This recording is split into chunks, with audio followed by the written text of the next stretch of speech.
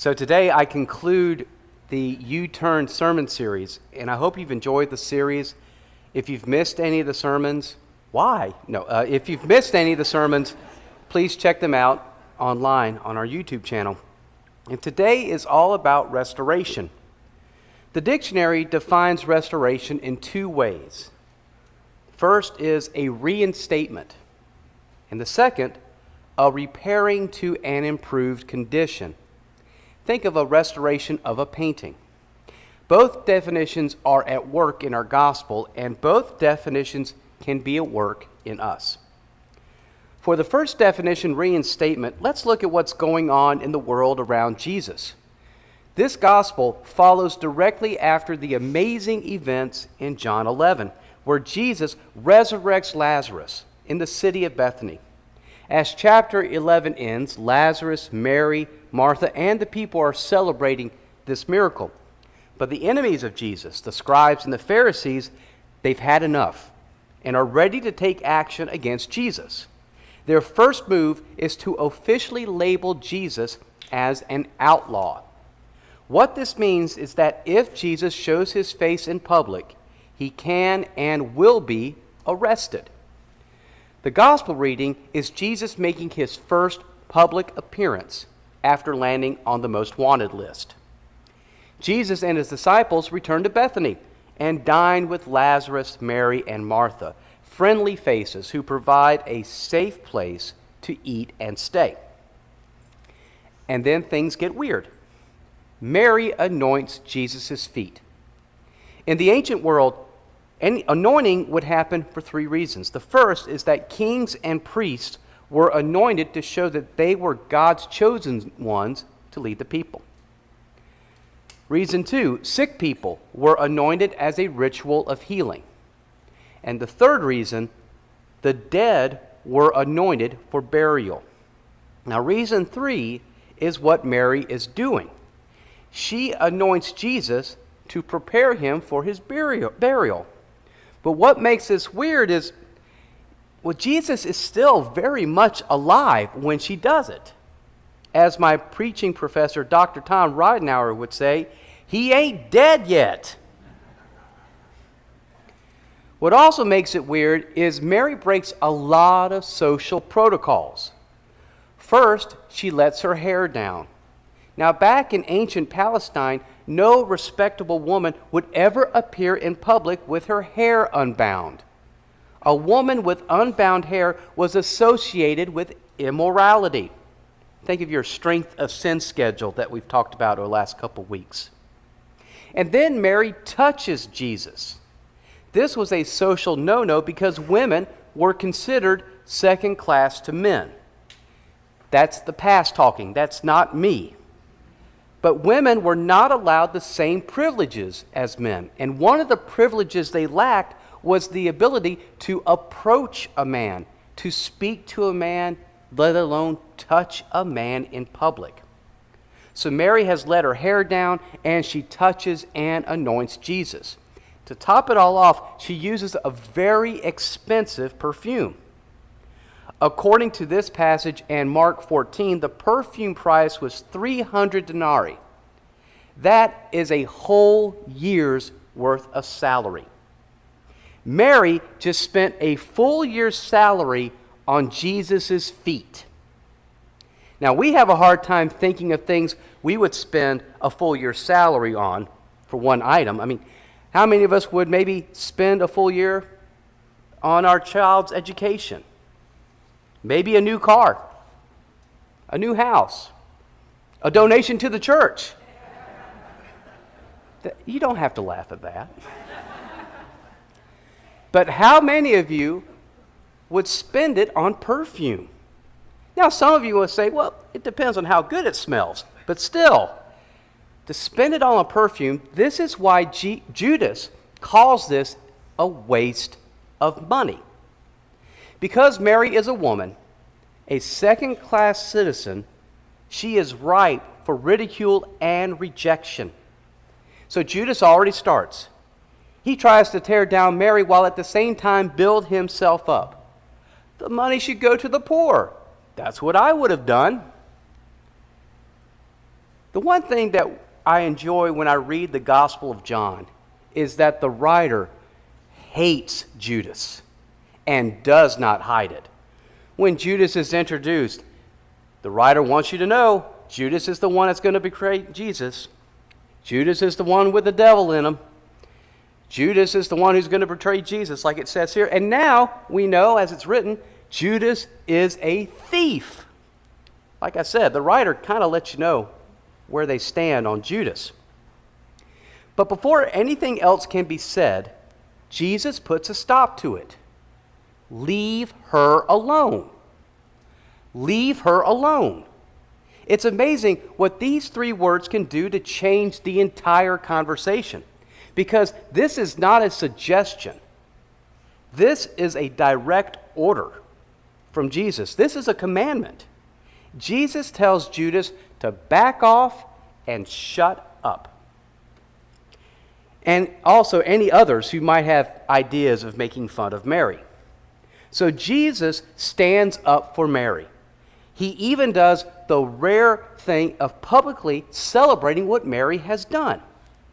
Mary did not care what society thought about her. Mary's devotion was greater than any social protocols. What we can learn from Mary is to stop with, what will people think of me if I act out on my faith questions? We can stop asking and start doing. What Mary has done is to remind people why Jesus is there in the first place. Yes, he is now public enemy number one. Yes, he will be arrested. But Mary's act of faith reminds the people that Jesus is not here to party with them. Jesus is here to save them. To get back to that first definition of restoration, Mary is reinstating Jesus' mission. And Jesus' mission leads directly into the second definition of restoration, a restoring to an improved condition. Jesus is ready to give up his life to improve our condition, our relationship with God. Mary was willing to give up money to serve Jesus. What are you willing to give up to improve or strengthen your relationship with God? Are you willing to give up money? Are you willing to give up expensive gadgets? Are you willing to give up anything at all? If you find yourself wondering what you can give up, let me give you an answer. Let me give you the answer. Give up your time. Give up your time. We do not give God the time that God deserves. The time we should give to God goes to other things: work, play. The time we should give to God goes to other people: 24-hour radio and television personalities, social media influencers, people telling us who is good, who is evil, oh, and by the way, what products to buy from them. The time we should give to God goes to other social practices and other social protocols, just like at Mary's time.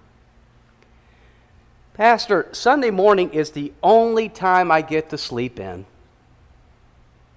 You do know we have 2 services, right? And now you can watch us online anytime.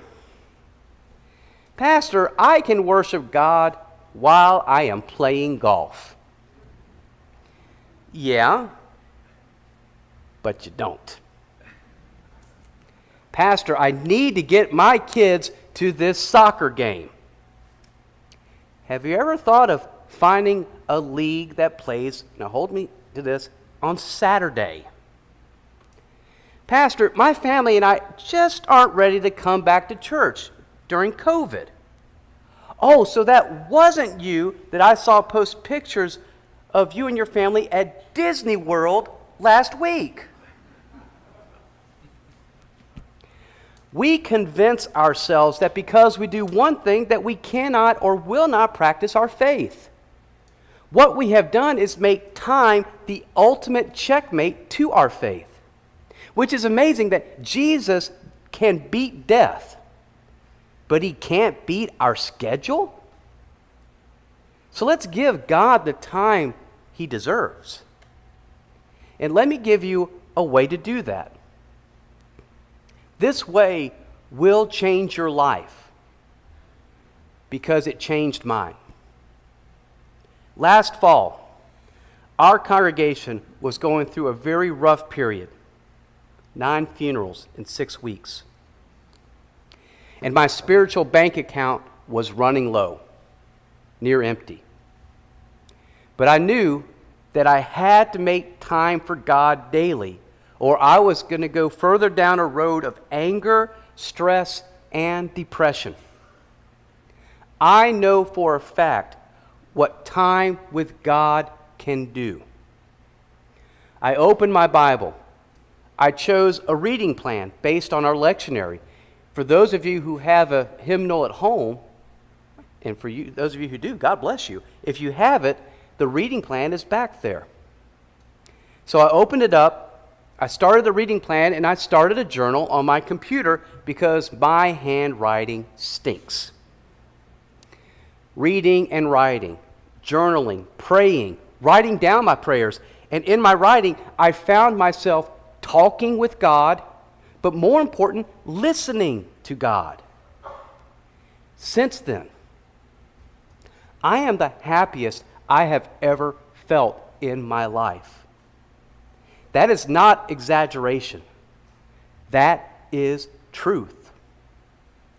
The moments I spend with my family and this congregation now have a deeper meaning and a deeper appreciation. I don't lose my patience as quickly. And when I'm angry, I just write it out and I talk with God. I learn to say I'm sorry, and I learn to say that's okay. I still have stress, but it's a good stress, like the tailgate church, first Sunday breakfast. This is good stress to have. And my spiritual account is full. I truly believe that my relationship with Jesus has been restored. And whenever I say now God will get us through, I mean it with every fiber of my being. And it all started with making time with God. Starting today, I want you to start making time with God and be sincere and direct about it. And you do have the time, folks. The time that we spend on social media or watching news channels, television, and other acts, we do have the time. That cannot be an excuse. Start with a method that I did. I call it the 5x4 method. Start with a Bible reading plan. As you leave today, here's a copy of April and readings a day. See what you can do with this. Explains a little bit of what you can do. It's a 5x4 method. So you start a reading plan, you choose a journal plan. That's a pen, pencil, computer, or even on your phone. You start by giving yourself 5 minutes a day this week. Next week, add 5 more minutes. The third week, 5 more. The fourth week, 5 more. So you will go from 5 minutes a day to 10 to 15 to 20 minutes a day at the least. Do this for 4 weeks. Do this for the next 4 weeks. If you keep it up, you will realize you don't want to go without that time with God. You make the time. I can't tell you the number of times after a long and prosperous day, I'm about to go to bed when I remember I have not done my devotional. And I get back up and I do it. You will make the time. And even on days that you don't want to write or read, you do it anyway because now it is a habit. It can even be a day where you say, "Good morning, God, I got nothing for you." Okay? The point is you're doing it. You're talking with God. And have some fun with it. Pick a place in your house where that can be your devotional time. Maybe your lunch break at work. You can stay inside, go outside, find a spot, but don't make it your spot, make it yours and God's spot. If you love music, include a song from a favorite artist. Maybe one of your favorite artists has a brand new album out. Listen to a new song a day. Let that be part of your time. I encourage you to read Pastor Mark's devotionals because Pastor Mark does a wonderful job of listing musical selections that you can choose from. Have some fun with it. Have some fun with God with it. And the time you have lost with God will be found. And the time will no longer be an obstacle. Time will be an ally in your life with God. And your life will be restored. And maybe, as you make that U-turn in your faith formation, you will experience a true refuge that will always be there for you. A stronger and deeper faith that will help you refuse to give up. A repentance that always leads you back to grace. A time to rejoice and value what God has given you in your daily life. And a moment of true restoration. Make that U-turn. And Jesus is there ready for you. Thanks be to God.